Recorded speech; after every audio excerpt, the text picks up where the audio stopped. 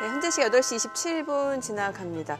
요즘 보니까 참 2차 전지주 잘 나갈 때 시장 여기가 굉장히 뜨거웠는데 어제는 저희가 좀 전에 화면에서 봤다시피 좀 독특한 테마들이 다시 또 올라가는. 예. 그러니까요. 아까 우리 장윤재 캐스터가 그랬죠. 끝날 때까지 끝난 게 아니다. 네. 이 얘기 뭐 다 하죠. 예, 그렇죠. 야구 감독들 인터뷰하면 그러고 네, 골프 선수들도 끝날 때까지 끝난 게 아니다. 그럼요, 그러고. 예. 뭐 격투기 선수들도 뭐 그렇죠. 그래요. 증시도 끝날 때까지 끝난 게 아니고 어제 깜짝 놀랐습니다. 저는. 어떤 부분에서? 아니 장막판에 네, 뭐 기사들이 보니까 또 뉴스에까지 나오던데 법정에서 그냥 딱 선고가 떨어지는 순간 다들 나와서만 전화까지 하고 예, 뭐 예. 그런 식이었다는데 글쎄요. 이제 지금 이 여파를 어떤 식으로 2차 전지주 관련주들이 이제 소화해낼지가 그거 하고 또 하나 어제 눈길을 끈 거는 왜 환율이 안 빠지느냐는 겁니다. 오히려 지금 금리 인하 기대감이 또 나오고 있는 상황인데. 예, 뭐 우리 뭐 무역 수지, 경상 수지 계속 안 좋고 하고 또 예. 어제도 이제 계속해서 하향 압력을 받다가 결국 막판이 같이 주가 빠질 때 환율도 같이 튀어버렸잖아요. 네. 네, 그렇다 뭐 사후적으로 무슨 미국의 무슨 디폴트 리스크를 그걸 갖다가 왜 갑자기 어제 오후 2시쯤에 갑자기 인식하나요? 그건 말이 안 되는 거고. 그냥 밀다 또 쇼카바가 나오고 뭐 이런 상황이 같은데 1310원이 눈에 자꾸 들어오네요. 그 레벨 밑으로 가야 하향 안정이다. 그런 생각이 환율이요. 들고 환율이 네, 지금 뭐 위로는 1340원이 계속 막혔습니다만 이 안에서 당분간 그거 하겠습니다만 아래 위 중에 환율도 좀 보시면서 주식 대응하셔야겠다 생각도 드네요. 정말 쉽지 않은 장이에요. 네, 그렇습니다. 그럼 YG경제연구소 차영주 소장님과 시장 얘기 나눠보겠습니다. 어서 오세요. 어서 오세요. 네. 네. 뭐 지금 생산자 물가지수도 발표가 됐는데 오히려 인플레이션 상승 압력은 좀 둔화되는 것 같긴 하네요. 예, 그렇습니다. 뭐 CPI에 이어서 PPI까지 전반적으로 생각보다 좀 약하게 나왔다라는 면이 상당히 고무적입니다. CPI 발표가 이제 됨으로써 드디어 이제 물가 상승률보다 기준금리가 높은 그런 현상이 벌어졌죠. 그렇기 때문에 우리가 이제 뭐 CPI는 4%대니까 네. 금리가 5%대니까 금리가 예. 오히려 더 높은 역전 현상이 벌어졌다라고 좀 말씀드릴 수가 있겠죠. 근데 지금부터 게임은 지금부터라고 좀 말씀을 좀 드릴 수가 있겠습니다. 일부 이제 해석을 어떻게 하느냐의 여부인데 우리가 이제 원래 목표치는 이제 2%대까지 떨어져야 되는 거 아니겠습니까? 예. CPI 기준으로 봤을 때 아직까지 갈 길이 멀다라는 거죠. 하지만 지금 이제 기준금리가 이거보다 높은 수준에 있으니까 이 정도면 다 됐다. 이제 더 이상 기준금리를 올리기 어렵지 않겠느냐. 그리고 이제 점점 CPI가 떨어짐에 따라서 기준금리도 이제 내려야 되는 거 아니냐라는 이제 인식들을 서서히 할 수 있는 그런 상황들이 좀 벌어졌다라는 거죠.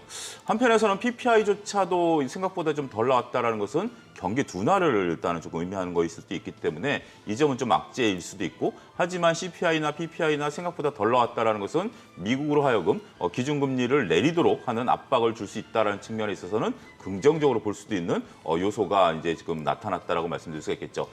그런데 지금 뭐 제가 오기 전에 한 칼럼을 읽었는데 그걸 잠깐 인용을 하게 된다면 CPI가 지금부터 내려갈 길이 그렇게 쉽지 않을 수도 있다라는 겁니다.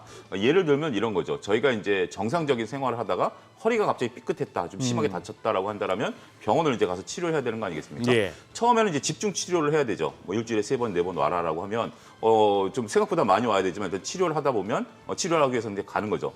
근데 좀 시간이 흐르다 보면 이게 이제 어느 정도 치료도 좀 되고 급한 예. 건 이제 꺼지고 나면 뭐 살만하거든요. 그러면 기존에 여전히 3번씩 오라. 아니면 2번씩 오라라는 건 이제 귀찮아지기도 하고 이 정도면 다 된 거 아닌가라고 이제 하다 보면 이게 이제 약간 아픈 거 정도는 내가 견뎌낼 수 있으니까 그렇게 만성화될 수도 있다라는 거죠. 지금 현재 미국의 그 기준금리와 CPI의 관계를 그런 식으로도 설명이 가능하다라는 거죠. 여전히 지금 이제 CPI 수준은 높죠. 생각했던 것보다 2배 이상 높지만 우리가 처음에 작년에 생각했었던 9라는 숫자에서 보면 절반 이상 떨어졌기 때문에 네. 이 정도면 살만하다. 이 정도면 연준도 알아서 금리를 좀 내려라. 라고 이제 신호를 좀 보낼 수 있습니다만 여전히 우리는 아직까지 허리병이 나은 건 아니죠. 그런 부분들이 있기 때문에 여기서 그리고 더군다나 연준은 계속 밝히고 있죠.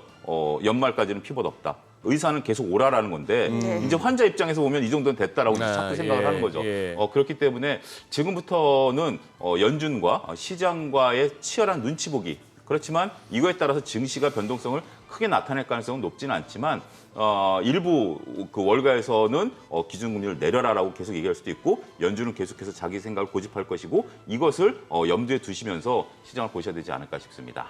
지금 아래 자막에 PPI 하락에도 금융위기 재부상 뭐 이렇게 나옵니다. 요 앞에 지금 또 차 소장께서 설명하는 중에는 그거였어요. 뭐 CPI나 PPI나 인플레이션은 좀 둔화되는 그런 상황이고 또 신규 실업수당 청구 건수도 조금 늘고 있고 네.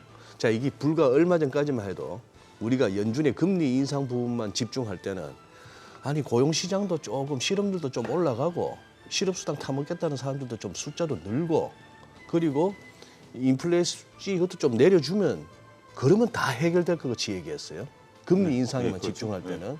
그래서 지금 CPI, PPI 떨어지고 있고 실업수당 청구 건수 늘고 있고 하니까 이제는 또 뭔 소리를 합니까? 이게 혹시 또 경기 둔화인가? 그렇죠. 거기다가 뿐 아니라 네. 중국도 지금 PPI 마이너스예요. 네. 중국도 PPI 마이너스고 CPI도 그렇고 한데 지금 아주 빨리 나가는 사람들은 뭔 얘기하는지 아십니까? 야 지금 우리 인플레 얘기할 게 아니고 디플레이션 걱정해야 되는 거 아니야? 이러고 있는 중이거든요. 예. 일단은 좀 단순하기 위해서 이제 미국만 미국, 예. 해보면 지금 이제 디플레이션을 걱정을 하는 거와 여전히 현재 인플레이션 구간에 있어서의 네. 저는 적절점을 찾아야 된다라고 말씀을 좀 드릴 수가 있겠습니다. 소장님께서 양극단을 적절히 잘 말씀하셨고 중요한 것은 지금 이제 월가에서 나오는 제가 보는 관점은 뭐냐면 과연 연준이 이것을 지금 이제 인플레이션을 소프트 랜딩 할 수 있겠느냐라는 부분이죠. 네, 예. 우리가 이제 자칫 잘못하면 하드 랜딩을 하면서 경기 둔화로 확 꺾여버릴 수도 있는데 연준이 지금까지 해왔었던 것은 일단 급한 불부터 꺼오기 시작했죠. 그럼 이제 잔불 정리를 하면서 이거를 잘 이제 소프트 랜딩 단계로 가야 되는 정말 중요한 단계죠. 네, 처음에는 네. 워낙 높은 고도에서부터 이걸 끌어내리기 위해서는 무조건 기술을 아래로 꺾어버린 거죠. 단순했었죠. 네. 단순했던 방법이고 이 과정에서 우리가 이제 2022년 초반만 하더라도 고용 지표를 많이 봤었는데 네. 갑자기 이제 그 전쟁이 터지면서 물가가 올라가다 보니까 아하. 고용 지표는 잊어버리고 예. 지금 당장 이 사람 살려야 돼. 뭐 딴 거 다 필요 없어. 팔다리 하나 잃어버리더라도 인공호흡 해야 돼라고 하면서 무조건 금리를 확 올려버린 거죠. 그러면서 고용 지표에 대한 생각이 없었는데 이제는 어느 정도 좀 호흡도 좀 돌아오고 하다 보니까 이것저것 보는 거죠. 야 팔도 하나 살릴 수 있으면 살려볼까? 다리도 하나 살릴 수 있으면 이제 살려볼까? 이제 이런 단계인데 여기서 잘 호흡을 시켜서 이 사람 살리느냐? 아니면 너무 처음에 기술을 급격히 끌어내리면서 심장에만 집중을 했다라면 그거에 대한 여파로 이 사람이 살아나기 어려울 수도 있는 상황이 되는 거니까 지금의 연준의 걱정은 그런 것 같습니다. 그러다 보니까 서로 양극단에 대한 얘기가 나오는 거고요. 어디에 집중을 두냐라면 회생 불가능하다. 경기 둔화로 들어갈 수밖에 없다라고 보는 거고 아직까지는 더 이제 이 인공호흡을 더 해야 된다. 이런 어떤 뉘앙스도 있는 것 같고 가장 중요한 것은 이제부터 연준의 실력이 이제 드러나는 거 아니겠나 싶습니다. 그리고 지금 차 소장께서 말씀하신 것도 들으면서도 또 느껴지는 게 그거거든요. 오늘 앞서 이렇게 소개된 뉴스 가운데 네. 천하의 손정희 회장도 그 소프트뱅크도 소프트뱅크 산하 2년 연속 적자래요. 그렇습니다. 예. 천하의 네. 워렌 버핏 옹도 이제 쉽게 돈 벌던 시기는 끝났대요. 근데 저는 지금 뭐 저희가 하는 일이 이거다 보니까 이것도 유튜브만 들어가면 알아서 막 뜨는 게 전부 이 관련한 내용들의 알고리즘이 많이 떠요. 네네네. 썸네일 보고 있으면 저는 섬찟섬찟합니다. 손정희 회장도 2년 연속 적자가 나고 있고 워렌 버핏도 쉽게 돈 벌기 어렵다 하는 와중에 썸네일들 보고 있으면은 제발 저를 믿고 이걸 사세요 이러고 있습니다. 뭐 딴소리 듣지 마시고 이거는 그거 하세요. 어쩜 그렇게들 용감한지 모르겠습니다. 안타까운 현실이지만 여전히 일부 시골에 가면 어르신들한테 이제 좀 나쁜 짓을 하는 사람들은 여전히 기승을 하고요. 그거는 40년 전에도 그랬고요. 지금도 기승을 하고 있다는 거 보면 우리들의 이제 약한 고리를 파고드는 그런 부분들은 평생 되는 부분들이 아닌가 싶습니다. 네. 네. 그 국내 증시 얘기도 좀 여쭤볼게요. 사실 뭐 5월달 세린메이라는 말이 있긴 했습니다만 그래도 생각보다 잘 버텨준 그렇죠. 상황인데 상승 탄력은 좀 둔화되고 있는 모습이고 또 코스닥 쪽에서는 거래 대금이 좀 많이 급감하고 있거든요. 예, 그렇습니다. 이제 우리가 전반적으로 봤을 때는 이제 2023년에 대한 전망이 그렇게 좋지는 않았었습니다만 네. 의외로 이제 장이 좋았죠. 두 가지 측면에서 볼 수 있겠습니다. 하나는 테마주들이 강했죠. 처음에 인공지능과 로봇, 그다음에 2차 전지도 하나의 테마로 보겠습니다. 이렇게 세 가지 테마가 굉장히 강했죠. 그리고 그렇지만 그거 외에도 나름대로 외국인들의 삼성전자 순매수, 그다음에 자동차들의 한 30% 상승 이런 것들이 나타내면서 한쪽에서는 테마주들이 움직였지만 그렇지 않았었던 주식들도 상당히 뭐 우주항공이라든지 뭐 이런 것들이 실적 베이스로 해서 잘 올라왔거든요. 그러다 보니까 이제 증시가 강했죠. 이러한 피로감들이 서서히 나타날 것으로 봤었던 게 5월입니다. 그리고 이제 글로벌 IB들도 5월 정도 되면 이제 좀 팔아야 되지 않겠는가라는 얘기들이 있었습니다만 고객의 탁금이 50주에서 안 빠지고 있는 상황에서 오히려 잘 버티고 있는 상황이죠. 하지만 서서히 변화의 조짐은 좀 나타나고 있습니다. 정민 아나운서 말씀하신 것처럼 지금 코스닥이 대장이었는데 거래 대금이 좀 빠지고 있다라는 거. 어제 이제 거래량이 좀 늘었는데 이게 상당히 차트상으로 보면 굉장히 기분 나쁜 차트입니다. 어제 음봉을 나타내면서 60일선을 깨면서 거래량 늘어버렸거든요. 그럼 이 거래량은 매도 사인이거든요. 매도 사인이 됩니다. 원래 60일 이동평균선에서 이게 그 음봉이 안 나오면서 거래량이 늘었다라면 60일 이동평균선을 받치고서 올라갈 수 있는 그런 모습들이 될 수는 있겠습니다만 위에서 11선이 누르는 가운데 60일을 깨면서 거래량이 늘었다. 특히 여러분들 잘 아시다시피 이제 어제 에코프로와 에코프로 BM이 빠지지 않았습니까? 대장주가 이제 빠지면서 이런 모양들이 나타나게 됐다라면 이제부터 2차 전지 균열이 시작될 수도 있다. 이 부분은 이제 좀 지켜봐야 되죠. 균열이 시작되는지 안 되는지. 만약 그 균열이 시작된다라고 한다라면 정말 일부 종목들에 대해서는 5월 달에 이제 저희가 이제 중반으로 들어가는 과정에 있어서 조금 변동성이 커질 가능성도 배제할 수 없다. 이렇게 말씀드릴 수 있겠습니다. 지금 그 조금 더 얘기를 해봐야 되겠는데 어제 막판에 지수를 끌어내리기도 하고 시장 분위기를 갑자기 그렇게 냉각시킨 게 결국은 2차 전지 관련한 예. 에코프로 전 회장 이제 구속이었죠. 네, 법정 그렇습니다. 구속까지. 네, 네. 보통 구속입니다. 그게 1심도 아닌 2심이더라고요. 항소심, 예. 1심에서는 집행유예였었는데 2심에서는 구속이 나오면서 법정 구속이 그럼 이러면 이제 대법원까지도 간다고 봐야겠죠. 당연히 대법원은 가겠죠. 하지만 이제 우리가 이제 1심과 2심의 차이는 1, 2, 3심의 여러분들의 기본적인 상식을 보시면 1심과 2심은 이제 법리 다툼입니다. 이게 네. 이제 죄가 있느냐 없느냐를 다투는 예. 거고 그다음에 2심에서 3심 넘어가는 것은 2심을 판결하는 그러니까 죄가 있냐 없느냐를 하는 게 아니라 2심 판결이 논리적으로 이루어졌느냐를 보는 거거든요. 논리적으로 이루어졌냐를 보는 겁니다. 그래서 3심은 좀 결이 다릅니다. 그러니까 1심에서는 죄가 없다라고 했다가 2심에서는 죄가 있다라고 할 수도 있는 건데 그런 거죠. 왜냐하면 죄가 있냐 없냐를 따지는 게 1, 2심이거든요. 3심을 갈 때는 2심 판결이 논리적으로 하자가 없느냐를 보는 거기 때문에 네. 죄가 있다라고 했는데 3심에서 죄가 없다라고 할 수는 없습니다. 논리적으로 잘못됐으면 다시 1심으로 돌려보내는 거죠. 아 그런 거예요. 예, 그럽니다. 그러니까 3심에서는 이게 죄가 없다라고 끝난다는 게 아니라 야, 내가 볼 땐 죄가 없는 건데 그럼 1심부터 다시 해. 라고 돌려보내는 거거든요. 그럼 아직까지 법리적인 논쟁은 더 지속될 수 있는 거죠. 그렇기 때문에 2심과 3심의 차이점을 본다라면 그리고 더군다나 법정 구속까지 할 정도 사안이면 굉장히 시급한 사안이거든요. 이 부분에 대해서는 물론 3심까지는 가봐야 되겠지만 좀 신중하게 보셔야 되지 않을까 싶습니다. 지금 화면에도 나오다시피 에코프로 관련 주들은 다 저렇게 급락의 양상을 보였습니다만 소위 말하는 또 2차 전지 관련주라고 분류되는 것 중에는 어제 그 와중에 또 오르는 쪽이 있더라고요. 그것도 뭐 재료가 뭐 남다른 게 있었나요? 나름대로 이제 2차 전지 내에서도 이제 테마가 강력하게 되는 네. 거죠. 원래 이제 대장주는 이제 에코프로빔이 이제 올라가면서 이제 양극재, 음극재, 우리가 이제 뭐 전해질, 예. 그다음에 이제 전고체, 그다음에 리튬 관련된 모든 것들이 다 이제 테마가 돌면서 주가가 이제 오르락 내리락 하는 모습이었고 올라가면서도 테마가 돌았고 지금 뭐 어떻게 보면 폐배터리 같은 경우는 고점에서 한 반토막이 난 주식도 일부 있습니다만 빠질 때도 이게 돌면서 이렇게 조금 살짝 반등을 좀 주고 있습니다. 그렇기 때문에 지금 상황을 놓고 본다라면 재료들은 여전히 좀 나오고 있는 상황이죠. 그 현대차가 앞서 이제 제 전 코너에서도 이제 인도 쪽에 이제 전기차 쪽을 이제 한다라고 했고 우리나라에서도 이제 전기차 공장을 드디어 몇십 년 만에 짓겠다라고 또 어제도 발표가 있었거든요. 그러한 긍정적인 뉴스가 있음에도 불구하고 한 가지 여러분들이 보셔야 될 거는 저는 이 점이다라고 말씀드릴 수 있겠습니다. 일부 종목 같은 경우 긍정적인 뉴스가 나오거든요. 근데 주가가 반응하지 못한다라는 것은 이거는 불과 한 달 전과는 다른 양상이죠.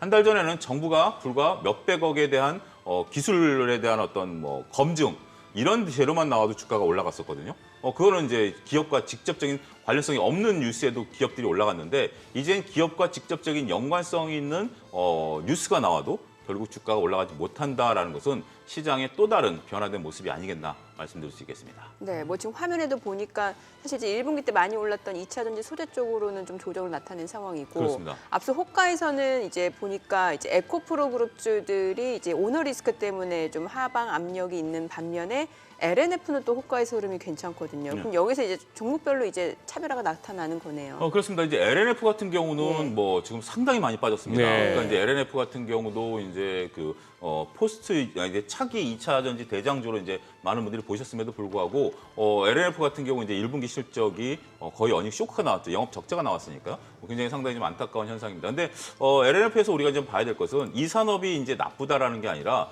재고가 많이 늘었다라는 거거든요. 결국 고객사도 재고가 늘어서 물건 안 사갖고 그러다 보니까 이제 LNF도 재고가 쌓이고 있는 이런 상황이죠. 그러니까 이렇게 기준점을 좀 잡으셔야 되지 않을까 싶습니다. 지금 이제 우리가 일부 2차 전지에 대해서는 2030년까지 밸류를 땡겨왔다라는 것들이 지금 최근에 증권가들이 이들에 대한 매도 의견을 내는 주요한 원인이거든요. 근데 2030년까지 가다 보면 다양한 일들이 생깁니다. 우리가 이제 부산까지 가다 보면 중간에 수원에서 길이 막힐 수도 있고 대전에 내려서 가락국수도 한 그릇 먹어야 되고 여러 가지 이제 일들을 하는 과정에 있어서 보면 지금 이제 LNF도 그러한 과정으로 볼 수도 있는 거죠. 지금 당장 1분기 실적이 나쁘다? 이거는 뭐 지금 당장 나쁜 거지만 긴 호흡으로 보면 이런 나쁜 걸 겪어내야 되기 때문에 지금 수원이 막힌다고 해서 우리가 부산 안 가는 거 아니지 않습니까? 네. 그런 과정으로 볼 수도 있는 거기 때문에 2차 전지에 대해서는 지금 여러 가지 해석들을 보고 단기적으로 접근하신다라면 이런 악재는 좀 피해 가셔야 된다라고 보고 정말 내가 2030년까지 근데 이제 결국은 부산에 갈 수도 있고 자칫 잘못해서 여수로 갈 수도 있는 거죠. 길이라는 게 우리가 지금 내비게이션이라는 게 자꾸 바뀌기 때문에 네. 그런 부분들은 여러분들이 염두에 두시면서 2차 전지를 대하셔야 되지 않을까 싶습니다. 네. 엔터주 얘기도 좀 해보면 좋을 것 같은데 오늘 지금 호가에서는 이제 YG 엔터가 지금 7% 강세가 예상되는데 그 신인 걸그룹 베이비몬스터 예. 이게 또 증권사에서도 목표 주가를 지금 계속 올려잡더라고요. 엔터주들에 대해서는 뭐 여전히 뭐 그런 뭐 있는 것 같습니다. 네. 어제도 그 여의도의 여의도의 그 백화점 지하에 예. 6시부터 사람들이 줄이 꽉 서 있었대요. 어떤 뭐 가수가 뭐라 했었다라고 하더라고요. 예. 뭐 그럴 정도로 이제 많은 팬심이 이제 자극되고 있는 그런 부분들이고 긍정적인 얘기들이 좀 나왔는데 어제 주가가 살짝 좀 쉬었어요. 그동안 좀 많이 달려오다가 어제 살짝 쉬다가 오늘 이제 다시 주가 호가들이 올라가고 있는데 저는 이 부분에 대해서는 저는 이렇게 좀 말씀을 좀 드리고 싶습니다. 올해 내내 이 업종을 가지고 트레이딩 하시는 것은 정말 유효할 수 있다. 그러니까 주가 많이 올라가게 된다라면 조금 일단 한번 좀 매도하시고 결국 주가 좀 빠진다 싶으면 계속해서 신인 그룹들이 나올 거거든요. 네네. 그리고 이제 공연의 재개에 대한 부분들 계속해서 나올 거기 때문에 어떻게 보면 엔터주야말로 올 한 해의 경기 방어주로서의 역할 충분히 할 수 있지 않겠는가. 게임주는 좀 결이 좀 다르고요. 게임은 네. 신작 게임에 대한 어떤 트리거들이 좀 약하긴 하지만 엔터주들은 많이 올라가면 조금 한번 쉬었다가 그리고 계속해서 이제 또 여러 가지 트리거들을 만들어낼 계획들이 있기 때문에 그런 식으로 접근하신다라면 엔터주는 올해 조금 괜찮지 않을까 싶습니다. 특히 이제 YG 엔터 같은 경우는 이제 블랙핑크가 블랙핑크. 외형 성장을 계속해서 확대하고 있는 상황인데 지금 7년 이제 계약 기간 곧 종료를 앞둔 상황이고 7년 만에 신인 걸그룹 베이비몬스터 멤버가 확정이 이제 된 거잖아요. 네, 그렇습니다. 이제 그런 식으로 계속 엔터주들은 그 이슈몰이를 할 것 예. 같아요. 그리고 이제 뭐 재계약이라든지 뭐 이런 것들에 대한 것들에 따라서 급등락이 있긴 하겠습니다만 물론 이제 블랙핑크가 빠진다라면 이건 굉장히 크겠죠. 블랙핑크만큼 기대를 하는 것 같아요. 베이비몬스터. 예, 베이비몬스터는 하더라도 이제 그 기존의 이제 계약이 이제 꺼지면 되는 부분들이지만 어쨌든 저는 다 그렇게 나쁘진 않다라고 보여집니다. 이제 뭐 블랙핑크 마음에 있겠죠. 재계약 건수는 하지만 다른 엔터주들 같은 경우 특히 JYP 엔터 같은 경우는 올해 재계약하는 멤버가 한 명도 없거든요. 그리고 이제 오히려 군대에서 2명이 또 나옵니다. 네. 뭐 이런 것들을 보게 된다면 상당히 우리가 이제 엔터주들은 정말 그 YG, SM, 하이브, JYP 엔터 다 이슈들이 있기 때문에 만약에 서로 정말 극단적으로 YG에서 블랙핑크가 빠진다 하더라도 다른 대안주들이 있고 다른 대안주들이 주가를 충분히 견인할 수 있다는 측면에서 보면 개별 악재만 없으면 전반적인 테마는 살아있지 않을까 싶습니다. 아니 근데 엔터 관련해서 아이돌 얘기만 하지 말고 어르신 돌 얘기도 좀 해야 되는 시대 아닙니까? 이 인구 구조로 봤을 때. 근데 아직 요즘에는 어르신들 그 미스터 트롯이나 이런 거 많이 보시니까. 예. 그러니까. 네. 근데 이제 그 소장님 세대 분이 좋아하셨던 그분들 가수분들 지금 활동하고 계시지만 그분들도 굉장히 수익을 잘 내고 계시거든요. 근데 그분들은 소속사가 좀 작습니다. 상장된 소속사들이 별로 없고 그분들은 이제 2년으로 좀 오래된 소속사들을 갖고 계시기 때문에 지금은 아무래도 아이돌 쪽으로 가셔야 될 것 같습니다. 그래도 우리 그 뭐 나훈아 형님, 조용필 형님 좀 자주 하셨으면 좋겠어. 1년에 한두 번밖에 안 하시니까. 그래도 조용필 씨 이번에 신곡 들어보셨습니까? 신곡이. 예. 한번 들어볼게요. 아, 정말 옛날 그 목소리 그대로십니다. 그대로 예. 대단하죠. 네. 요거 MSCI 지수 요거 뭐 오늘 사는 네, 오늘 이제 발표가 나는데 이제 예. 여러분들이 이제 좀 아셔야 될 건 뭐냐면 MSCI 지수라는 게 일부 오해하시는 분들이 기업의 우량도를 따지는 게 아니라 시가총액으로 따지는 거거든요. 예. 우리가 이제 이 MSCI 지수라는 게 이제 글로벌 자금들이 움직일 때 하나의 기준점이 되는 겁니다. 이제 우리 코스피 지수와 같은 것처럼 코스피 지수는 이제 국내 한정된 거죠. 하지만 MSCI 지수 같은 경우는 글로벌 지수이기 때문에 글로벌 투자자들이 이거 대비해서 잘했냐 못했냐를 따지는 거예요. 네. 그 기준점인데 이 기준점은 회사의 우량도가 아니라 안타깝게도 시가총액입니다. 우리 코스피도 시가총액이죠. 그런데 시가총액에 들어가는 종목들이 최근에 급등했었던 종목들이 들어갈 가능성이 높다라고 보는 거죠. 네, 그러다 예, 보니까 예. 이게 새로운 관심을 끌지 못하는 겁니다. 아. 보통 이제 회사가 점진적으로 커져가지고 시가총액이 커져서 여기에 들어가게 된다면 또 다른 트리거가 될 수 있지만 네. 지금 최근에 급등해가지고 시가총액이 커져버렸기 때문에 이미 다 반영이 된 거죠. 그러다 보니까 그 어느 때보다 MSCI 지수 편입에 대한 이벤트 드리븐이 그만큼 높지 않다. 이렇게 좀 보셔야 될 것 그래요. 같습니다. 그래도 호가에서는 또 흐름이 괜찮아 보이긴 하네요. 좀 편입이 예상되는 종목들이. 예, 그렇습니다. 이제 뭐 그동안에는 이제 오늘 이제 되니까 이제 오늘 좀 반영을 네네. 하는 것 같고요. 전체적으로 그동안에는 조금 주춤했었던 부분들이 좀 있다라는 거. 보통 이제 이렇게 된다라면 뭐 한 달 전부터 이제 얘기가 나오면서 주가들이 끌어올려져야 되는데 그리고 이제 편입이 딱 되고 나면 지금 이제 오늘 결정되면 6월 달에 들어가는 거거든요. 그렇게 되면 이제 또 공매도가 들어올 수도 있는 부분들도 있기 때문에 그런 오늘 발표한다고 해서 오늘 들어가는 건 아니고 이제 6월 달에 들어갑니다. 예, 이제 그 그렇죠. 부분도 잘 메커니즘을 알으셔야 되지 않을까 싶습니다. 아니 삼성전자요. 그동안 네. 외국인이 좀 꾸준하게 사나 싶었는데 어느새 보니까 다시 또 팔고 있단 말이죠. 네. 예. 아니 뭐 이제 바닥 지나고 이제 업황 좋아진다 해가지고 뭐 삼성전자 7만 전자 가는 거 아니냐 기대감이 있었는데 아니 이렇게 또 갑자기 팔아버리면 어떡해요? 그러니까요. 그 정말 톰 한번 붙잡고 좀 물어보고 싶습니다. 네네. 너의 마음은 뭐니? 이렇게 물어보고 싶은데. 톰 외국인이요? 예, 외국인 톰에 대한 마음을 좀 물어보고 싶습니다. 근데 이제 결국 외국인들의 그러니까 삼성전자 같은 주식은 우리가 이제 상징성이 있죠. 우리나라를 이제 대표하는 종목이기 때문에 그래서 그 동안에 이제 외국인들이 꾸준히 매수를 할 때 우리 투자자들에게 어떤 안정감을 줬었죠. 결국 반도체는 바닥을 찍어가는 거 아니냐라는 안정감을 줄 수 있는 하나의 요소였었습니다만 결국 이들이 지금 현재 한 3일, 4일 정도 팔고 있으면서 주가가 살짝 조정을 좀 받고 있다라는 것이 좀 안타깝다라고 봐야 되겠죠. 그러면 그동안에 이제 반도체 바닥론에 대한 얘기들에 대해서도 조금 논리적인 근거가 좀 떨어질 수밖에 없지 않겠는가. 지금 반도체는 저는 셈법이 굉장히 복잡해졌다라고 말씀드릴 수밖에 없겠습니다. 삼성전자를 볼 때 과연 메모리 재고 사이클을 가지고 봐야 되느냐 아니면 시스템 반도체를 가지고 시장을 확장하는 면으로 봐야 되느냐 이거에 따라서 평가가 확연히 달라질 수밖에 없거든요. 네. 그런 부분들을 보면 결국 삼성전자가 가장 중요한 우리가 이제 2019년 사이클을 보는 메모리 재고 사이클도 일단은 터내야 된다라는 부분들이고 수급에 들어와줘야 되는데 삼성전자가 여기서는 당분간은 조금 방향성 모색을 할 것 같아요. 그리고 더군다나 그렇게 된다면 지수도 2,500선에서 또 방향성 모색을 할 것 같고 아직까지는 삼성전자라든지 지수에 너무 그렇게 큰 비중을 두기에는 우리가 처음에 얘기했던 5월 되면 팔아라라는 또 어떤 그런 부분들도 있기 때문에 더구나 이제 뜨거워지면 또 외국인 투자자들은 또 여름휴가 이제 철이 곧 다가오지 않습니까? 그런 부분들 보면 일단은 조금 중립적으로 봐야 되지 않을까요? 아직까지는 기대를 갖기에는 경기 둔화에 대한 부분도 있죠. 경기가 둔화되면 제일 먼저 타격받는 게 반도체이기 때문에 종합적으로 좀 판단을 해야 되지 않을까 싶습니다. 그럼 많은 분들이 반도체 좀 좋게 보시는 것 같은데 소장님은 조금 다른 의견이시네요. 저는 좀 결이 다릅니다. 더군다나 2019년 사이클과 다른 게 예. 메모리 같은 경우 2020년과 21년에 과잉 투자를 했다라고 저는 보는 예, 거거든요. 예. 우리가 왜냐하면 그때 재택근무하면서 기업들이 대거 서버를 확충했고 많은 분들이 가전제품을 바꿨죠. 네. 그런 사이클까지 감안해야 되지 않을까. 그때 2018년, 19년과 결이 다르다.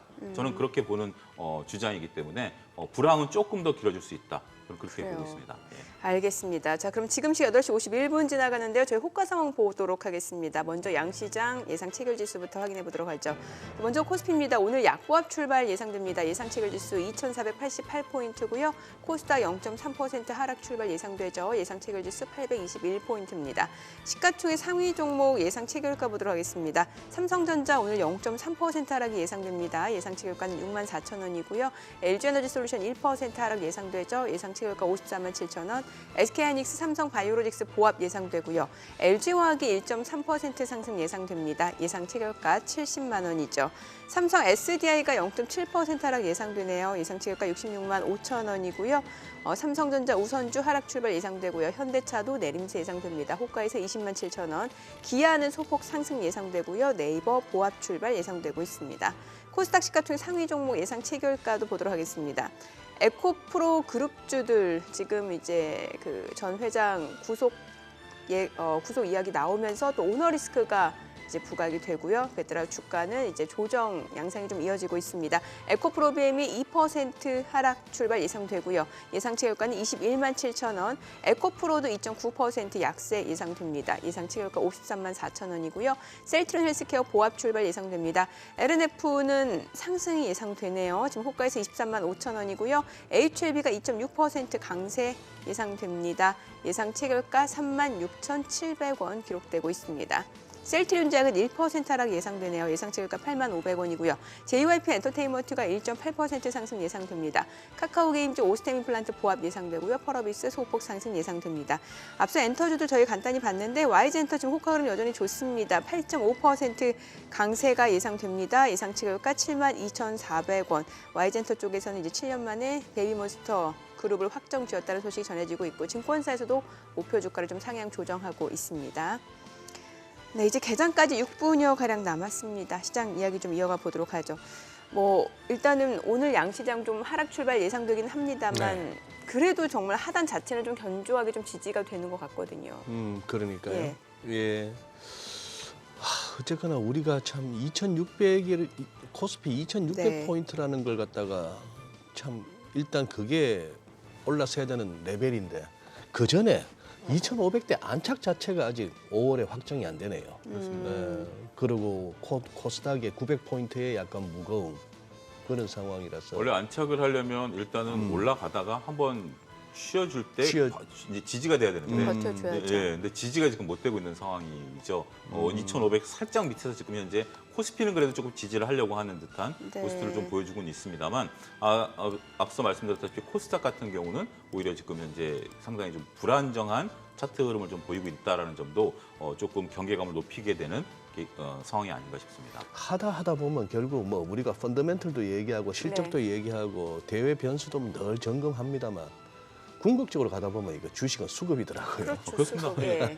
그 측면에서 그러면 고객 예탁금 측면에서는 그렇게 줄어들거나 이런 건 아니잖아요. 고객 예탁금이 빠지는 것은 아닙니다. 근데 고객 예탁금이라는 게 또 한 측으로 보면 주식을 살려고 들어온 자금이지 이게 꼭 주식을 산다라는 것과 이제 그런 건 아니죠. 그 대신 이제 우리가 심리 지표로서의 영향은 충분히 있습니다. 그래도 그 얘기는 그래도 곳간에 그래도 쌀가마니 좀 그렇습니다. 재어놨고 무기고의 탄약은 있다는 얘기 아니에요? 많은 분들이 관심을 좀 갖고 있다라는 거죠. 그래서 이제 주식을 살려고 이제 고객 예탁금에다가 돈을 넣어놓고 있는 그런 상황인데 지금 저희가 이제 단기적으로 봐야 되는 것은 많은 분들이 주식을 뭘 살까를 위해서 주식을 이제 돈이 들어오고 있었죠. 고객 예탁금이 50조가 된 건 거의 한 달 가까이 됐습니다. 한 달 가까이 이제 들어오면서 계속 주저없고 영수증체 내 피셜이지만 2,000지를 좀 따라서 해야 되나 아니면 급등주를 따라서 해야 되는 것들이 불과 한 달 전부터 이제 많은 분들이 관심사였었죠. 근데 최근에 이제 조정폭들이 나타나다 보니까 그 불안감은 아직까지 나타나지 않지만 일부는 저점 매수 관점을 접근하시는 분들도 있고 일부는 조금 이 변동성이 커지는 부분들 아니야? 이걸 좀 더 지켜봐야 될 테니 신중론으로 저는 접어들었다라고 보여집니다. 한 달 전만 하더라도 나름대로 공격적이었다라면 이제는 돈은 그대로 있다 하더라도 투자자들의 마음은 좀 신중론으로 바뀐 게 아니겠나. 우리가 올라갈 때는 따라 사고 싶지만 떨어질 때는 좀 더 기다려보자. 이런 심리가 아니겠나 싶습니다. 코스닥 아까 언급하셨지만 기술적으로 코스닥이 어제 급락으로 인해 가지고 지수 자체가 이제 21선 밑으로 조금 물고 내려오는 거는 좀 우려되는 상황인데 혹시 차 소장님께서 혹시 신용잔고 쪽은 혹시 체크해 보셨나요? 신용잔고가 이제 이게 이게 다음 주 화요일쯤 되면 정확한 요거 반영이 될 그래요? 겁니다. 이게 네. 바로바로 신용잔고가 지금 이제 그건 반영이 안 된 거기 네. 때문에 다음 주 화요일 정도나 돼서 제가 다음 주 금요일 날 나올 때는 신용잔고 변화, 반대매 동향 이런 거 좀 체크를 해가지고 말씀드리도록 하겠습니다. 네.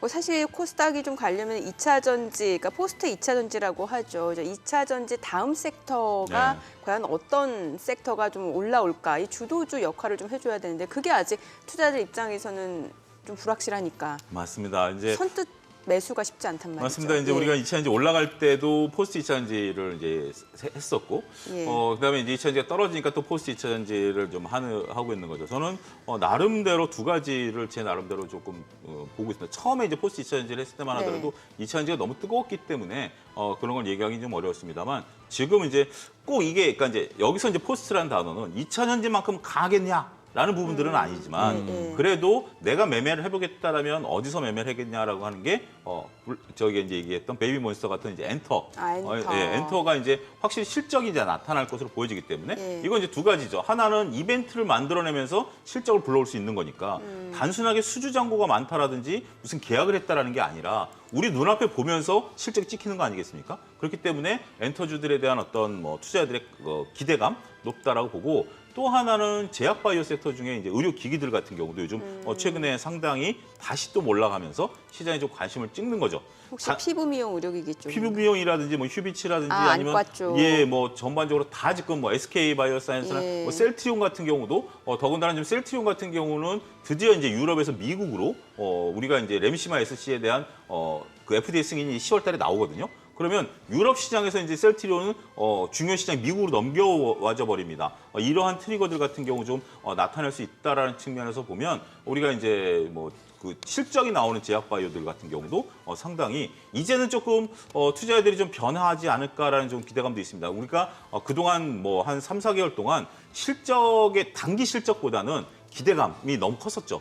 일단 뭐 인공지능이라든지 로봇 같은 경우 일단 100% 기대감이었고 그다음에 실적 베이스 기대감까지 합치면서 2차전지가 강했다라면 이제는 1분기 실적이 확인된 입장에서 보면 실적 베이스로 갈 수 있다. 그중에 대표적인 게 저는 자동차라고 보거든요. 네. 1분기 실적도 좋았고 주주 친화적인 정책도 발표했고 더군다나 새로운 먹거리를 만들어가는 그런 모습들에 따라서 외국인들이 삼성전자를 팔지만 자동차는 삽니다. 그런 부분들을 보면 자동차들에 대해서 결국 실적으로 따라가는 단기적으로는 1분기 실적 발표 이후에 주가가 좀 며칠 빠지다 보니까 실적과 주가와는 상관없다라고 말씀하시는 분들도 있긴 했습니다만 결국 그 주가를 다 좀 뛰어넘은 상태거든요. 네네. 그러니까 실적 바탕, 그러니까 우리가 실적을 바탕으로 간다라는 그 믿음 자체는 단기적으로는 틀릴 수 있지만 장기적으로 맞다라는 것이 이번 그 상황에서도 또 드러나는 모습들이 아니겠는가.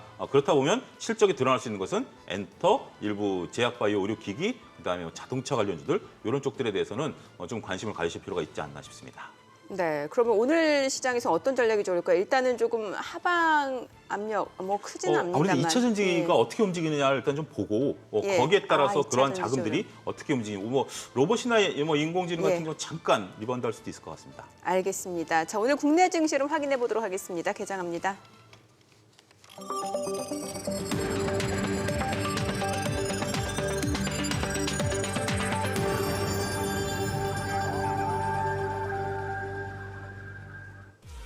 네, 5월 10일 금요일 국내 증시 개장했습니다. 간밤 뉴욕 증시 혼조세로 마무리가 됐고요. PPI 생산자 물가 지수가 발표됐습니다. 뭐 CPI에 이어서 PPI까지도 인플레이션 상승 압력은 다소 둔화되는 것으로 확인이 되고 있고요. 그에 따라 오히려 시장에서는 연내 금리 인하 기대감도 조금씩 가져가는 모습인 것 같습니다. 다만 국내 증시 최근에 코스닥 쪽에서 이제 거래 대금이 많이 줄어들면서 지금 주도주 찾기가 좀 활발한 모습이고 테마주 쪽으로 좀 쏠림 현상도 계속해서 이어지고 있는 상황인 것 같습니다. 어제 코스피 코스닥 양시장 일단 좀 하락 마감이 됐었는데 오늘 양시장 또 출발 상황 좀 보도록 하겠습니다. 코스피가 현재 약보합권으로 2,487포인트고요. 코스닥도 지금 약보합권이죠. 823포인트입니다. 양시장이 일단은 소폭 하락 출발 보여주고 있고요. 시가총액 상위 종목 시초가 보도록 하겠습니다. 삼성전자가 0.6% 떨어집니다. 63,700원이고요. LG에너지솔루션 1% 떨어집니다. 547,000원이고요. SK하이닉스 강보합권이죠. 삼성바이오로직스도 소폭 올라갑니다. 784,000원. LG화학이 0.58% 상승합니다. 69만 5천 원이고요. 삼성 SDI가 0.7% 떨어집니다. 66만 5천 원. 삼성전자 우선주 하락이고요. 현대차 0.2% 소폭 떨어집니다. 20만 7,500원. 기아도 소폭 하락 흐름이죠. 8만 9,800원이고 이 가운데 네이버가 0.7% 상승하면서 21만 2천 원에 거래되고 있습니다. 코스닥 시가총액 상위 종목 시초가도 보도록 하겠습니다. 에코프로 그룹주들 이제 전 회장이 이제 항소심 원심을 깨고 구속형이 확정이 됐고요. 그에 따라 오너 리스크가 부각이 되면서 좀 주가가 하방 압력 하락을 좀 보여준 상황이었는데 오늘 장에서는 지금 에코프로비엠 지금 보합입니다. 일단 양봉 흐름이 좀 연출이 되고 있고요. 상승 전환을 좀 시도하고 있는 것 같습니다. 에코프로가 1.6% 떨어집니다. 54만 1천 원이고요. 에코프로비엠은 소폭 반등 보여줍니다. 22만 2,500원. 셀트리온 헬스케어 약보합권이고요. LNF는 2% 오히려 강세를 보여줍니다. 23만 9천 원. HLB도 2.9% 상승합니다. 3만 6,800원이고요. 셀트리온 작은 약보합권이죠. 8만 1,300원에 거래되고 있고요. JYP 엔터테인먼트가 2% 강세입니다. 카카오게임즈도 좀 올라가고요. 오스템 임플란트 강보합권이고요. 펄어비스가 1% 약세입니다. 오늘 엔터주들 흐름 좋아요. YG엔터가 7.6% 강세 사흘 연속 상승세에 이어지고 있고요. 7만 1,800원이고요. 증권사에서도 목표 주가 상향 조정하고 있는 상황이고 이제 YG엔터테인먼트에서는 7년 만에 이제 블랙핑크 다음으로 베이비몬스터 멤버를 확정했다는 소식이 전해지고 있고 이에 따라 주가 상승 모멘텀으로 이어지고 있습니다. 하이브도 1.8% 올라갑니다. 28만 2천 원에 거래되고 있고요. 오늘 엔터주들 흐름 전반적으로 좋습니다. 지금 시각 9시 2분 지나갑니다. 수급 상황 좀 체크를 해보도록 하겠습니다. 오늘 유가증권 시장에서는 지금 개인 투자자 홀로 순매수입니다. 358억 원 매수 우위고요. 외국인은 259억 원, 기관은 105억 원 순매도를 나타내고 있습니다. 업종별 흐름 좀 보도록 하겠습니다. 오늘 개인 투자자 전기전자에서 집중적으로 매수 보여주고 있고요. 외국인은 뭐 지금 통신업을 제외하고는 대부분의 섹터에서 지금 매도 우위를 나타내고 있는 상황이고 오늘 업종별 흐름 봤을 때는 증권, 통신, 유통 섹터가 좀 소폭 올라갑니다. 코스닥 수급도 확인해 보겠습니다. 코스닥 쪽 개인과 기관이 삽니다. 개인이 329억 원 순매수고요. 기관 81억 원 매수 우위. 이 가운데 외국인은 384억 원 매도 우위를 나타내고 있습니다. 환율 체크해 보겠습니다. 오늘 외환시장 개장 상황입니다. 달러 환율은 지금 4원 70전 상승한 1,331원에 개장이 됐습니다. 지금 뭔가 좀 환율 시장, 외환 시장 보니까 달러가 재차 좀 올라가네요. 예, 네. 우리가 지금 뭐 그동안 봤던 레벨 안에서의 그건 이제 등락인데요. 여전히 뭐 지금 크게 아까 말씀드린 아래쪽 1,310, 위쪽으로 1,340.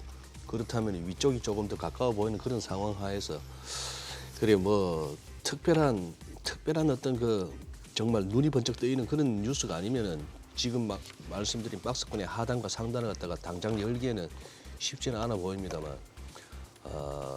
이 지수 흐름도 계속 눈길을 끄네요.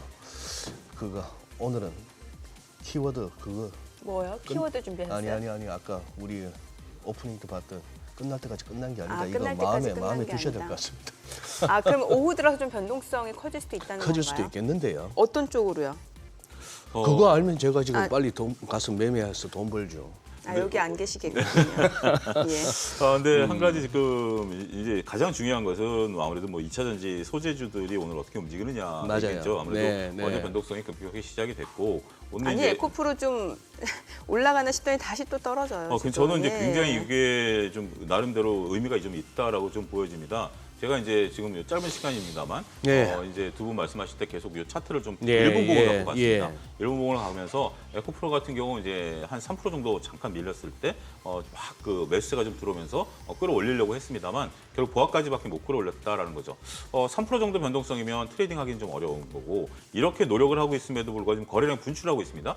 그럼에도 불구하고 끌어올리지 못한다라고 보면 하방 압력이 좀 심해질 수 있다라는 거고 특별히 지금 이제 뭐 코스닥 종목은 아니지만 어제 이제 금양 거래량 같은 경우 네. MOU 소식으로 10몇 프로까지 급등을 했었던 그런 종목인데 오늘 아침부터 변동성이 좀 굉장히 심하게 되면서 거래량이 좀 터지고 있습니다. 이런 것들을 보면 나름대로 그러니까 저는 이렇게 보셔야 될 것 같아요. 긍정적으로 보시는 분들에게 대해서 제가 이제 뭐 그거에 대해서 좋다 나쁘다라고 얘기할 수 있는 그런 능력도 안 되고 그런 자리도 아닙니다. 하지만 투자는 항상 상대적이다라는 면은 저는 말씀드릴 수 있을 것 같습니다. 내가 좋게 배우는 면도 있지만 일부 파시는 분들은 나름대로 그분들은 또 그분들 이유가 있어서 파는 거거든요. 내가 좋게 보는데 파는 사람들이 잘못됐다? 저는 그 시각 자체가 오히려 더 위험할 수 있다. 나는 좋게 보지만 다른 사람들이 팔어. 왜 팔까? 그래. 그들이 볼 때 근데 그들이 잘못 생각하는 것 같아. 그러면 여러분들이 사시면 되는 거고요. 그렇지만 내가 좋다라고 보는데 그분들이 파는 거에 대해서 무시하거나 이렇게 된다면 시장을 못 볼 수도 있다라고 보여집니다. 투자는 미인대라는 격언 절대 잊어버리셔서는 안 되고요. 내가 미인으로 봤었던 미인은 항상 변할 수도 있다라는 측면 이 부분도 좀 보셔야 되는데 오늘 일단 아침에 시작된 2차 이제 변동성 시간이 갈수록 10시, 11시 계속 체크를 하셔야 될 것 같아요. 이거에 따라 지금 다른 쪽에 대한 거래가 별로 안 늘어요. 많은 분들이 그걸 보고 있습니다. 엔터하고 음원 쪽이에요. 예, 엔터하고 음원 쪽들만 지금 YG 엔터가 지금 현재 10% 올라가고 하이브가 한 2.7% 올라가는 거 외에는 그다음에 SK바이오팜 제가 말씀 제약바이오라든지 그다음에 휴비치 같은 경우에 약간 소폭 강세를 좀 보이고 한미약품, 셀트리온이 조금 강세를 보이는 걸 제외하고는 나머지는 거의 정중동 상태인 것 같습니다. 거래량도 별로 없고 움직임도 그렇게 크지 않다라고 보면 결국은 조금 이제는 요것들의 변동성이 좀 나타나야 다른 분 이제 투자자분들께서 뭔가 좀 다른 걸 볼까라고 조금 관심이 좀 퍼지지 않을까 그 정도 말씀드리도록 하겠습니다. 네, 아니 보니까 양자 암호 테마는 왜 움직이는 걸까요? 텔레필드가 지금 이제 상한가 가려고 하는 것 같고 KCS, 드림 시큐리티 이게 좀 약간 또 보안 관련주기도 하거든요. 그렇습니다. 이제 챗바드가 이제 129개 이제 하면서 전반적으로 다들. 이제 우리가 이 부분에 대해서 두각을 좀 나타냈는데 상대적으로 어제 같은 경우 이제 솔트룩스라든지 몇몇 종목들이 반등을 했습니다. 오늘 또 약세거든요. 그러니까 저는 이렇게 보셔야 될 것 같아요. 우리나라 기업과 상관없이 벌써 129개 오픈했다라는 거죠. 네네. 그러면 두 가지죠. 하나는 우리나라 삼성전자나 네이버 같은 경우가 빠르게 이걸 하기 위해서 투자를 할 것인가 아니면 이게 승자 독식 시장이 돼버리면 우리가 설 자리 없이 글로벌 또 메이저 기업에 넘어가는 거 아닌가. 우리가 MSC에 어떤 구속이 돼 있는 것처럼 저는 그렇기 때문에 호재와 악재가 같이 있다라는 거고 더군다나 이제 이게 지금 어제 나온 얘기가 양자 관련해서 이 부분이 이제 상당히 많은 데이터를 쏟아냈다라는 뉴스들이 어제 나왔거든요. 그러다 보니까 좀 어떻게 보면 신선한 테마로서 이 양자 부분이 뭐. 아주 작은 중소형주들이 예. 결국 이 양자 관련해가지고 이걸 개발하신 분이 회사를 퇴사한 거 아니겠습니까? 이게 무섭다라고 할 정도로 이제 얘기를 하면서 회사를 퇴사한 어떤 어제 이제 그런 인터뷰 기사들이 나왔던 걸 저도 봤는데 너무 내용이 어려워가지고 듣다가 저도 말아버렸는데 어쨌든 양자 그러면 뭐 이해하시는 분들 뭐 이진우 소장님 정도나 이해를 하시겠지 저희 같은 사람들은 전혀 모릅니다. 양자를 모르지만 죄송합니다. 문성합니다. 네. 그렇지만 어쨌든 뭐 이렇게 그러다 보니까 어떻게 보면 테마로서 충분히 가치는 있지 않을까 싶습니다. 저희가 이제 구제역 같은 경우도 예. 상당히 이제 요 며칠 좀 강했죠. 안타깝게도 이제 구제역이라는 병이 이제 그 축산업 하시는 분들에게는 굉장히 뭐 무서운 병이죠. 이게 걸리면 동물이 살아나기 어렵고 이제 뭐 일단은 처리를 해야 되는 그런 문제들이 있는데 오늘은 또 그런 쪽들은 조금 쉬어가는 그런 모습들 좀 하지만 대성 미생물이 일단은 대장주이기 때문에 네. 이런 것들이 움직임에 따라서 이제 구제역 관련주 같은 경우도 어떻게 또 다시 오늘 또 올라갈 수 있을지도 지켜보셔야 되지 않을까 싶습니다. 이제 그렇습니다. 무슨 대형주들 뭐 삼성 반도체 관련해서는 이제 실적은 계속 나빠졌고 이제 바닥을 치나 하는 기대감으로 좀 움직였으나 또 여의치가 않았고 뭐 현대차, 기아차, 완성차 업체들 좋았고 이런 대형 우량주들이 그래 우리가 자꾸 무슨 연속 상한가 무슨 1년에 10배 이런 걸 갖다 생각해서 그렇지 그거는 정상적인 흐름이 그렇죠? 아니고요. 예. 이런 대형 우량주가 그래도 최근 몇 개월 사이에 25% 올랐다. 아주 좋은 성적이에요. 네. 그러다 보니까 또 이렇게 주춤주춤 할 수도 있고 한데 그러다 보니 다들 우리가 마음은 급하고 이제 테마 쫓아다닙니다. 그렇죠. 생각해 보시죠. 로봇이니 AI니 또 여러 가지 많았잖아요. 네, 맞습니다. 리튬이니 했습니다만 아침에 그 나왔지 않습니까? 어제 상승 종목, 하락 종목 그 업종 분류했는데 핵융합이 나왔어요. 네. 아니 내용인즉슨 이제 관련 재료는 그거예요. 챗 GPT를 갖다가 이거 오픈 AI에서 창업자이기도 했던 이 샘 울트만이 이 핵융합 발전에 상용화에 나서겠다 하는 뉴스 하나 나왔어요. 아직까지 핵융합으로 발전한 경우는 없답니다. 그렇습니다. 예. 네. 우리 뭐 핵분열, 핵융합도 저 같은 사람 어려운데 그렇죠. 그런 상황인데 아닌 말로 배터리 좋은 거고 배터리 쪽으로 간다 이해하는데 결국은 전기가 있어야 충전을 하는 거고 그렇습니다. 이제 전기를 갖다가 어떻게 만드느냐에 가지고 기존에 석탄 떼니 수력하니 하다가 태양광 가자 풍력 가자 하다가 이제 핵융합까지 온 거예요. 제가 궁금한 거. 그래서 어제 핵융합이 이제 또 하나의 테마로 떴는데 네. 국내에서 핵융합이라 할 만하면은 그것과 관련된 기업이 뭐가 있습니까? 뭐 그런 기업들의 지금 지금 테마의 화면에는 성격 나오고는 있는데 예, 예. 저게 진짜로 연관성이 예. 있는지 없는지는 다 사실 지금 이제 테마의 성격은 그런 것 같습니다. 그러니까 이제 시장을 저는 나름대로 투자자분들을 그러니까 구분을 좀 해주는 게 시장을 이해할 수 있는 게 아니겠나 싶습니다. 뭐냐면 삼성전자에 대한 업황과 상관없이 삼성전자를 하시는 분들이 있고 네, 네. 삼성전자는 별도입니다. 네. 그렇지 않고 말씀하신 건 자동차 같은 경우 이제 대형주만 하시는 분들이 따로 있고요. 나머지 이제 트레이딩 하시는 분들이죠. 트레이딩 하시는 분들은 뭔가 뉴스가 나오면 전날, 그러니까 제가 이제 트레이딩 하시는 분들과 이제 얘기를 나눠보면 네. 그분들은 밤사이에 나온 뉴스를 가지고 밤에 이제 종목을 정리하는 네, 네. 거죠. 그러면 그런 것들에 대해서 지원 사격을 아침과 밤에 해주는 분들이 있습니다. 각종 유튜버들께서 지원 사격을 해주죠. 그렇게 된다면 이제 딱 쏠림 현상들이 나타나니까 이거는 여기서 기업의 내용을 찾는 게 어떻게 보면 넌센스일 수도 있습니다. 그냥 이게 핵융합과 관련이 있다라든지 구제역과 관련이 있다라든지 아니면 뭐 누구와 뭘 하면 누가 누구를 만나면 그거에서 그 기업이라든지 그냥 그거의 변동성을 매매를 하는 것이지 여기서 가치를 따지거나 그런 분들은 벌써 접근을 못하는 거죠. 저나 소장님 같은 경우는 접근을 못하는 거고 그냥 이 변동성을 이용해서 내가 먹고 나오겠다라고 보면 그래서 여러분들이 잘 여기서 기준점을 잡으셔야 되는 게 변동성을 매매하신 분이 들어가는 걸 가지고 네. 내가 이것을 이제 따라서서 가치 투자를 하겠다라고 하면 그때는 여러분들이 물리시는 겁니다. 그런 부분들이 있기 때문에 구분해서 변동성을 따질 때는 정말 변동성만 보셔야 됩니다. 핵융합과 관련해서 뭔가를 한다? 벌써 핵융합과 이 핵 분리는 다른 거거든요. 융합은 핵분열은 핵이 합쳐지는 거와 핵을 고리를 끊어내는 거거든요. 그 사이만 하더라도 벌써 몇 시간 강의거리는 되겠죠. 근데 그걸 가지고 이제 여러분들이 막 뒤져서 찾는다? 그거보다는 변동성이다라고 말씀드릴 수밖에 없을 것 같습니다. 아니 오늘 자동차 부품주 내에서 지금 우수 AMS 이건 사실 전기차 관련주 경량화 테마가 또 지금 뜨고 있습니다. 그러니까 이제, 오늘 예. 지금 뭐 지금 정적 발동 걸린 상황이고 워낙 급등을 보였기 때문에 그리고 이제 뭐 대표적 자동차 부품주 내에서는 성우하이텍 최근에 계속 흐름 좋았고요. 예. 그러니까 이제 소장님 말씀하신 것처럼 2차 전지를 이제 쓰는데 2차 전지를 이제 전원이 무엇이냐라고 하면 이걸 이제 자동차에 넣어야 되는데 네. 그러면 자동차가 경량화돼야 되는 거 아니야? 근데 이게 또 엊그제부터 뜨기 시작한 또 소위 경량화 테마입니다. 그래서 부품주들이 이제 올라가기 시작했던 거죠.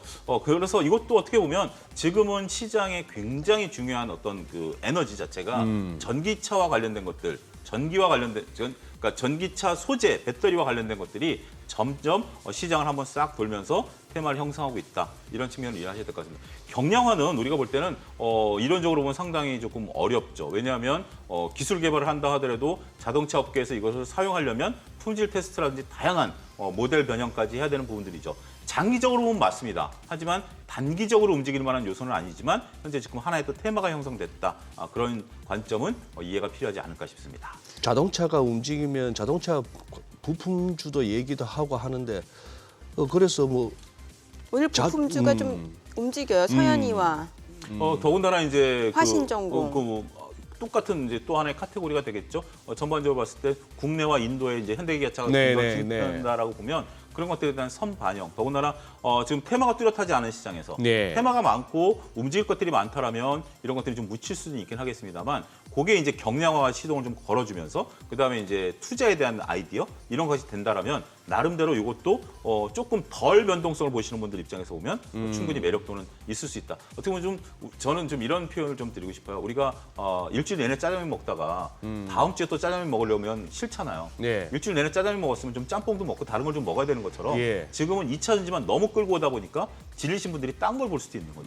저는 그 부분도 그러니까 재료의 신선도라고 본다라면 이건 조금 뭐 다음 주 초반까지는 갈 가능성이 있다고 봐야 될 것 같습니다. 우리 정민 앵커는 워낙 손이 빠르시니까 화장품은 어때요?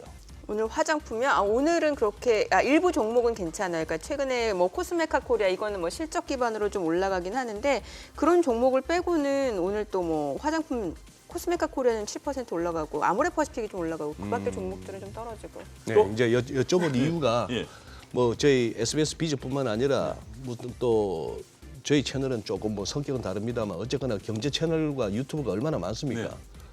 비슷하거든요. 네. 그날 나오는 얘기들이 다 비슷해요. 네. 화장품 얘기하면 아침부터 저녁까지 화장품이고 네. 2차 전지 얘기했으면 몇 주 동안 2차 전지만 얘기하는데 오늘은 엔터겠죠. 그러니까 제가 이제 이걸 한번 시청자 여러분들하고 체크하고 싶었던 거는 대한민국의 K 증시에서 이 테마로 먹고 사는 이 K 증시에서 이 테마의 수명이 궁금한 거예요. 그 어떤 파워 어느 정도 가는가? 뭐가 언급됐을 때 한 3, 4일은 가는가? 여기 뭐 하루 이틀짜리인가? 그걸 갖다 좀 파악하면서 갔으면 싶어가지고. 그거는 조금 저는 좀 약간의 시각을 좀 비틀어서 보면 정말 이게 새롭고 꿈을 먹고 살 수 있고 미래를 바꿀 것이다라는 테마가 좀 길게 간다라고 봅니다. 인공지능이라든지 로봇이라든지 2차전지 같은 테마가 길게 갔지만 지금 이제 이 화장품이 올라간 건 색조가 올랐거든요. 기초가 올라간 게 아니고요, 소장님. 색조가 올랐습니다. 색조는 색조. 우리 여기 색을 아, 입히는 예, 거, 예. 로션이 아니고 이제 색을 입히는 건데. 기초하고 색조 정도는 구분합니다. 아, 예, 죄송합니다. 그러니까 이제 많은 분들이 모르실까봐 이게 여성분들이 화장은 두 가지거든요. 기초와 색조인데 색조가 올랐는데 색조기 실적이 좋았어요. 그리고 탈중국이었어요. 그러니까 네. 실적 베이스로 가는 건 수명이 좀 짧습니다. 이건 다음 실적까지는 기다려줘야 되기 때문에. 그리고 리오프닝과 관련해서 색조들에 대한 어떤 것들은 이미 우리가 그냥 쉽게 얘기할 수 있는 거잖아요. 폐규가 말어? 모르지. 이거 미래를 바꿀 거야. 그래? 라고 되지만 색조 화장품 많이 그래 알았어. 이걸로 끝나는 거죠. 그러니까 이 재료의 소명을 보면 이게 얼마만큼 드라마틱하게 우리의 꿈을 먹어줄 수 있느냐 하면 오래 가지만 단순하게 다 알고 있는 실적 베이스다라고 하면 오히려 수명이 짧아지지 않을까. 네. 제가 나름대로 그 말씀은 그렇습니다. 예, 이해가 되네요. 참 됩니다. 네. 네, 알겠습니다. 오늘 내용 잘 들었습니다. 고맙습니다. 고맙습니다.